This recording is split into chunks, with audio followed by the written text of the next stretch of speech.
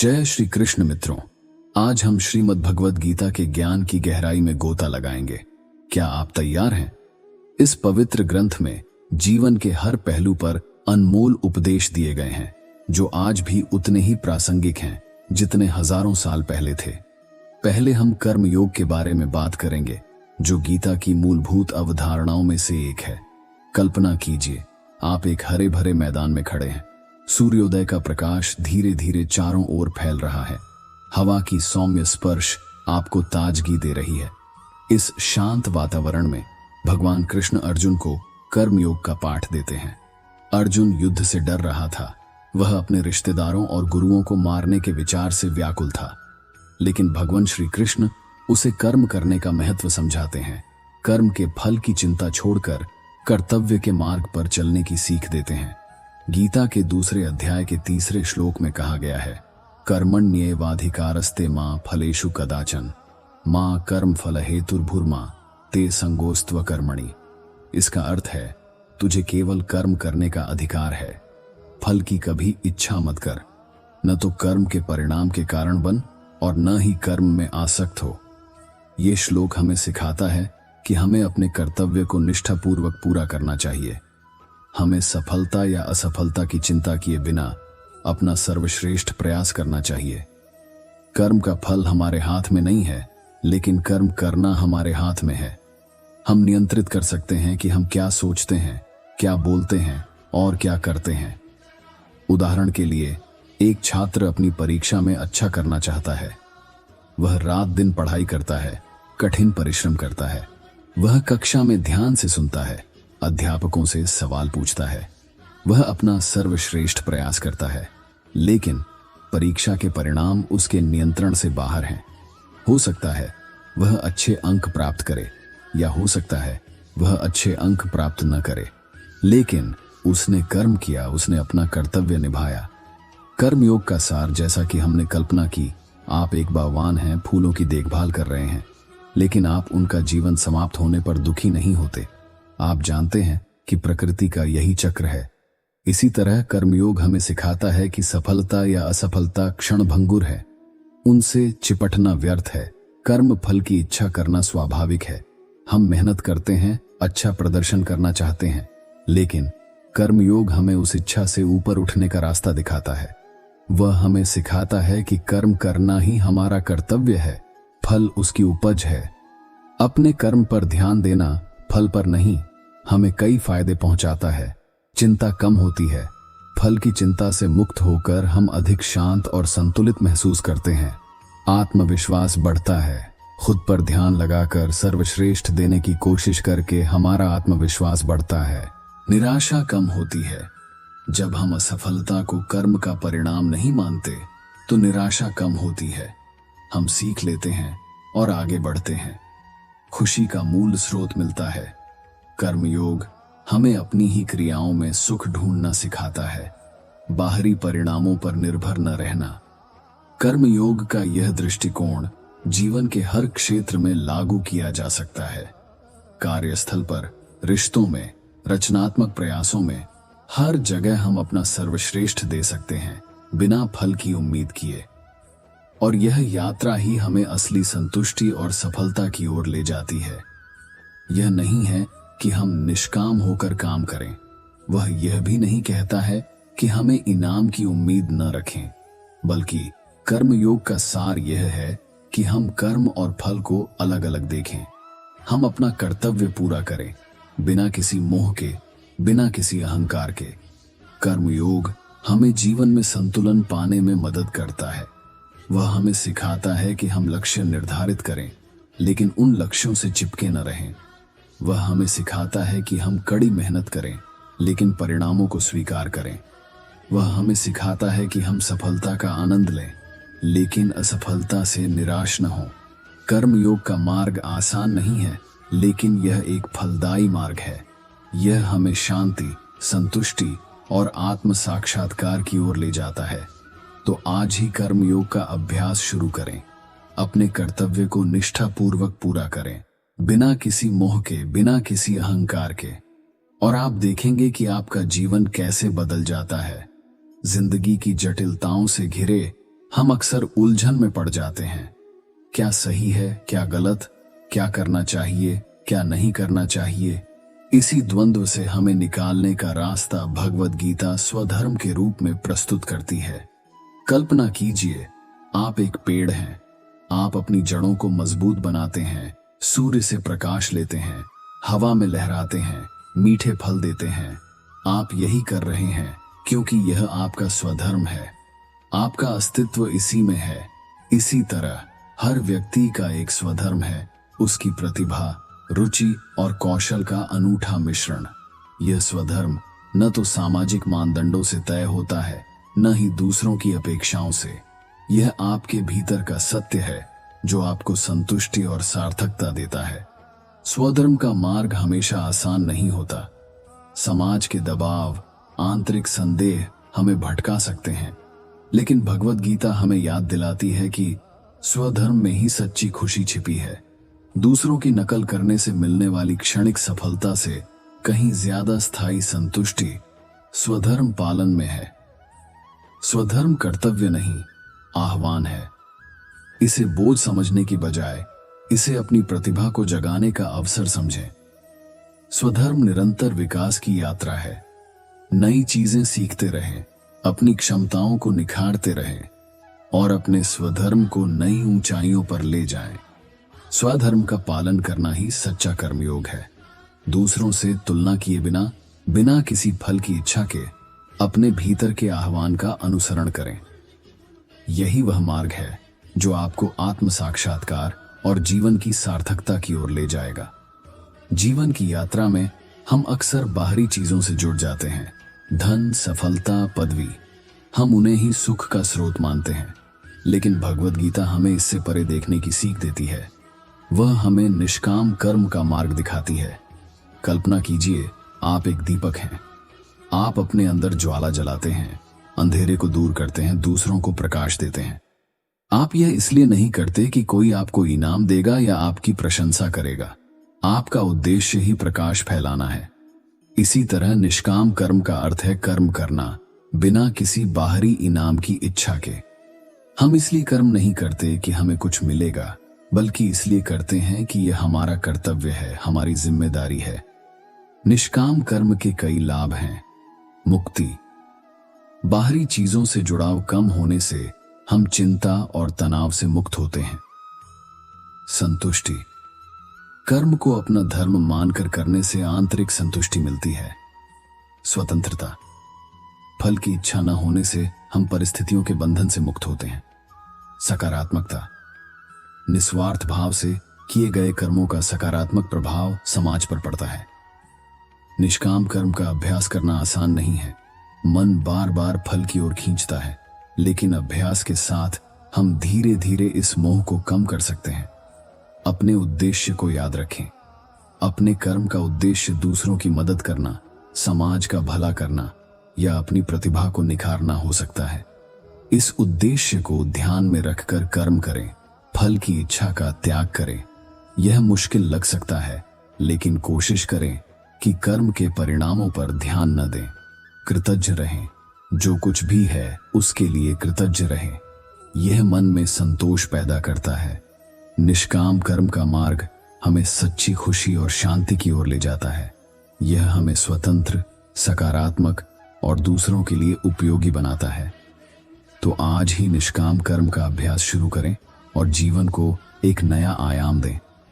जीवन में सुख दुख, सफलता असफलता, प्रशंसा आलोचना का आना जाना लगा रहता है। इन बाहरी परिस्थितियों से प्रभावित होना स्वाभाविक है, लेकिन कभी कभी ये हमें परेशान कर देती हैं। भगवद गीता हमें समत्व योग का रास्ता दिखाती है, जो हमें इन परिस्थितियों में भी संतुलित रहना सिखाती है। कल्पना कीजिए, आप एक वृक्ष हैं। गर्मी में आप छाया देते हैं, सर्दी में आश्रय देते हैं। तूफान आता है तो आप लहराते हैं, धूप खिलती है तो आप खिलते हैं। आप परिस्थितियों के अनुसार बदलते हैं, लेकिन आपका मूल स्थिर रहता है। इसी तरह समत्व योग हमें सिखाता है कि बाहरी परिस्थितियों से प्रभावित हुए बिना अपने भीतर एक स्थिरता बनाए रखें। सुख में न फूलें, दुख में न मुरझाएं। हर परिस्थिति को समान भाव से स्वीकार करें। समत्व योग के लाभ कई हैं, जैसे कि मन की शांति। बाहरी उतार चढ़ाव से अप्रभावित रहने से मन शांत और स्थिर रहता है। चिंता कम होती है। भविष्य की चिंता या अतीत के दुख से मुक्ति मिलती है। आत्मविश्वास बढ़ता है। परिस्थितियों के अनुसार बदलने की क्षमता आत्मविश्वास को मजबूत करती है। संबंध बेहतर होते हैं। दूसरों के प्रति समान भाव रखने से रिश्ते मधुर और मजबूत होते हैं। समत्व योग का अभ्यास आसान नहीं है। मन बार बार बाहरी चीजों की ओर खींचता है, लेकिन अभ्यास के साथ हम धीरे धीरे इस असंतुलन को कम कर सकते हैं।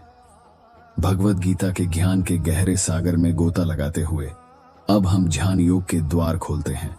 यह आत्मज्ञान का मार्ग है जो हमें अपने सच्चे स्वरूप, हमारी अमर आत्मा की खोज पर ले जाता है। कल्पना कीजिए, आप एक दीपक हैं। अंधेरे को दूर भगाते हुए आप दूसरों को राह दिखाते हैं। पर क्या आपने कभी सोचा है, आप खुद प्रकाश कहां से पाते हैं?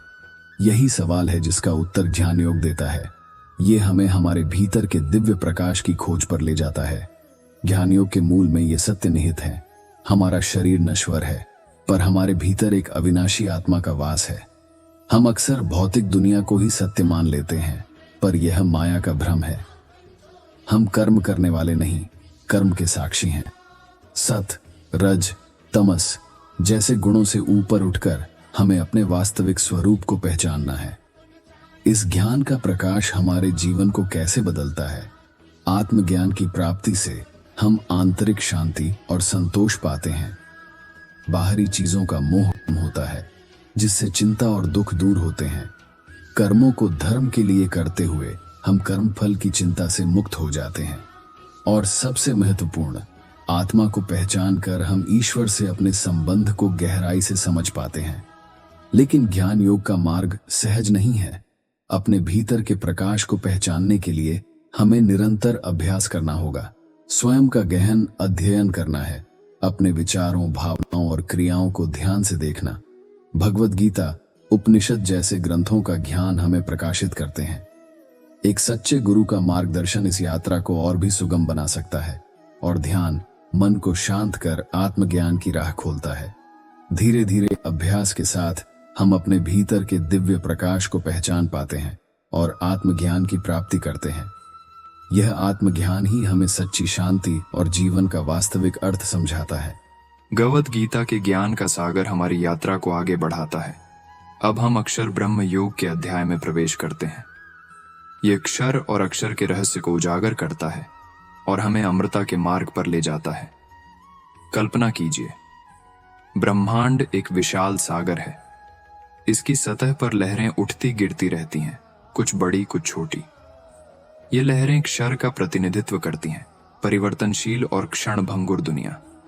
लेकिन गहराई में एक शांत स्थिर धारा बहती है जो कभी नहीं बदलती। ये धारा अक्षर का प्रतीक है, शाश्वत और अविनाशी वास्तविकता। अक्षर ब्रह्म योग हमें बताता है कि परमात्मा दो रूपों में मौजूद है, क्षर भौतिक जगत और अक्षर आध्यात्मिक जगत। और हम केवल शरीर नहीं बल्कि आत्मा भी हैं जो अक्षर का अंश है। हमारा लक्ष्य मोक्ष प्राप्त करना है, क्षर से मुक्त होकर अक्षर में विलीन होना। यह मार्ग हमें क्या देता है? अक्षर से जुड़कर हम अमर आत्मा का अनुभव करते हैं, जन्म मृत्यु के चक्र से मुक्त होकर अपरिमित शांति और आनंद का अनुभव करते हैं। यहां तक कि ईश्वर से साक्षात्कार भी संभव है। लेकिन यह आसान रास्ता नहीं है। हमें कर्मयोग का पालन करना होगा, कर्तव्य निष्ठा से काम करना, क्षर से ऊपर उठने के लिए। ध्यान का अभ्यास हमारा मन शांत करता है, अक्षर से जुड़ने का मार्ग खोलता है। एक सच्चे गुरु का मार्गदर्शन इस रास्ते को सुगम बना सकता है और भगवत भक्ति हमारे दिल को अक्षर से जोड़ती है।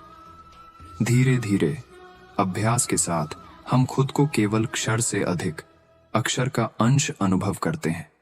हम शाश्वत से जुड़ते हैं और यही वह सत्य है जो हमें सच्ची शांति और मोक्ष का मार्ग दिखाता है।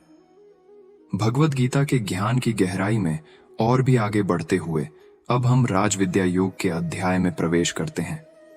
यह सर्वोच्च शासक राजाधिराज के रहस्य को उजागर करता है और हमें उसी के अनुसार जीवन जीने का मार्ग दिखाता है। कल्पना कीजिए, एक विशाल साम्राज्य है जिसका शासक न्यायपूर्ण, दयालु और सभी के कल्याण के लिए तत्पर है। यही शासक राजाधिराज का प्रतिनिधित्व करता है, सर्वव्यापी, सर्वसमर्थ ईश्वर। हम इस साम्राज्य के नागरिक हैं और हमारा कर्तव्य है इस सर्वोच्च शासक के नियमों का पालन करना, उसके मार्ग पर चलना। राजविद्या योग हमें बताता है कि ईश्वर केवल ब्रह्मांड से बाहर नहीं, बल्कि उसके भीतर भी मौजूद है, हर कण में व्याप्त है। ईश्वर के साथ हमारा संबंध प्रेम और भक्ति पर आधारित होना चाहिए। कर्म करते हुए हमें फलों की चिंता त्याग कर उन्हें ईश्वर को समर्पित करना चाहिए, और दूसरों की सेवा करके हम वास्तव में ईश्वर की सेवा करते हैं। यह मार्ग हमें क्या देता है? भक्ति और समर्पण के माध्यम से हम ईश्वर से निकटता का अनुभव करते हैं। उनकी इच्छा में विश्वास रखने से आंतरिक शांति मिलती है और ईश्वर के प्रति समर्पण मोक्ष का मार्ग प्रशस्त करता है। उनकी कृपा से हमारा जीवन सार्थक हो जाता है। लेकिन यह आसान रास्ता नहीं है। भक्ति की भावना विकसित करने के लिए प्रार्थना, ध्यान और मंत्र जप का अभ्यास करना होगा। कर्म करते हुए फलों को ईश्वर को समर्पित करना होगा। दूसरों की सहायता और सेवा करना जरूरी है। और भगवद गीता, उपनिषद जैसे ग्रंथों का अध्ययन ज्ञान को बढ़ाता है। धीरे धीरे भक्ति, समर्पण और सेवा के माध्यम से हम राजाधिराज से जुड़ सकते हैं। हम उनकी सर्वोच्च शक्ति का अनुभव कर सकते हैं और आंतरिक शांति, सार्थक जीवन और मोक्ष की प्राप्ति कर सकते हैं। अब हम विभूतियों के दर्शन के अध्याय में प्रवेश करते हैं, जहां हमें परमात्मा की अद्भुत शक्तियों की एक झलक मिलती है। ये शक्तियां हमें उनकी महानता को समझने में मदद करती हैं। कल्पना कीजिए, चमचमाता सूरज, उसकी रोशनी जिससे हर कोने को रोशन कर देता है। तूफान में गरजती बिजली जिसकी ताकत से पूरा आसमान जगमगा उठता है। विशाल पहाड़ अपनी शांत लेकिन अटूट शक्ति का प्रतीक। ये सब छोटे मोटे उदाहरण हैं परमात्मा की उन अनगिनत विभूतियों के, जिनके जरिए वो खुद को दुनिया में प्रकट करता है। जैसे एक कलाकार अपनी कला के द्वारा अपनी भावनाओं को व्यक्त करता है, वैसे ही ईश्वर अपनी शक्तियों के माध्यम से खुद को संसार में प्रकट करता है। ये अद्भुत शक्तियां हमें क्या बताती हैं? ये याद दिलाती हैं ईश्वर की महानता और शक्ति इस पूरे ब्रह्मांड को समेटे हुए। ये अनुभव हमारी श्रद्धा और भक्ति को गहराते हैं, हमें जमीन से जोड़े रखते हैं और ईश्वर से जुड़ने की प्रेरणा देते हैं। तो इन शक्तियों को कैसे देखें? प्रकृति हमें बताती है, चमकते सूरज चंद्रमा में, ऊंचे पहाड़ नदियों में उनकी रचनात्मकता और शक्ति का दर्शन करें। अच्छे लोगों की दया और ज्ञान में भी ईश्वर की झलक है, इनका सम्मान करें और शास्त्रों का अध्ययन करें। वे इन शक्तियों के बारे में विस्तार से बताते हैं। धीरे धीरे इन शक्तियों का अनुभव कर हम ईश्वर के और करीब आ सकते हैं। ये विभूतियां हमें उनकी महानता का बोध कराती हैं और आत्मसमर्पण की प्रेरणा देती हैं। भगवद गीता की ज्ञान यात्रा का चरम विश्व रूप दर्शन। अर्जुन की जिज्ञासा को शांत करने के लिए कृष्ण अपना विराट, विशाल रूप दिखाते हैं। यह अध्याय हमें परमात्मा के सार और उनकी सर्वव्यापकता का अनुभव कराता है।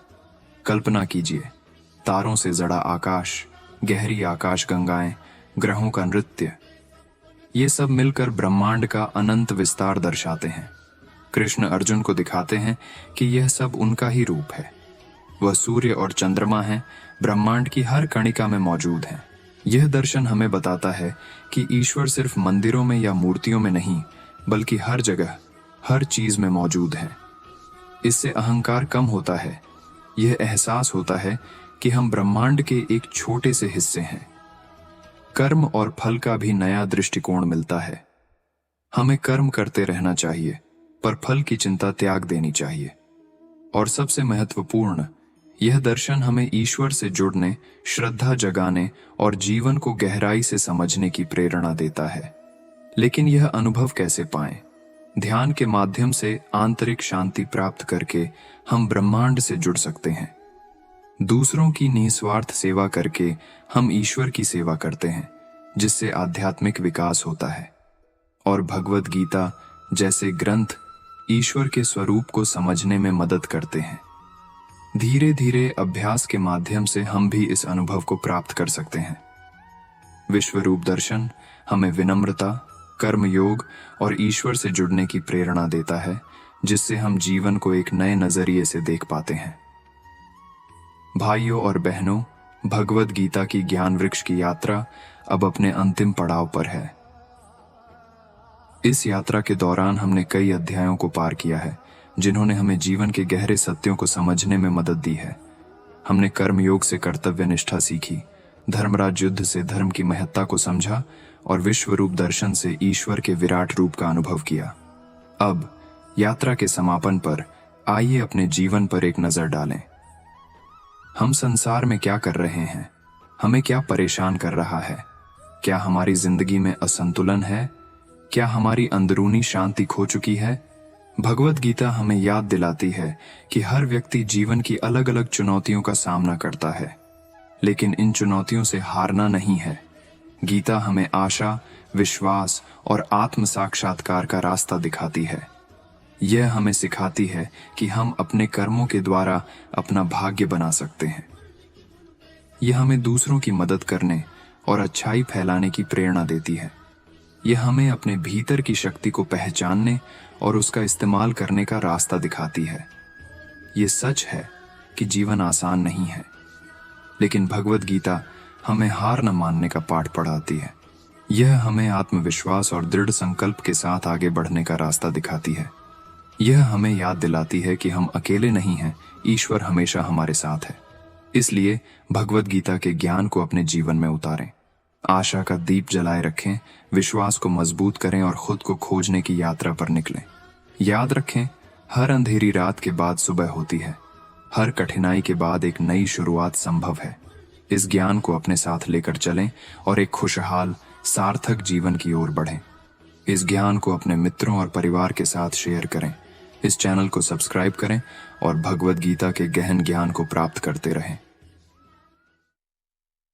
जय श्री कृष्ण।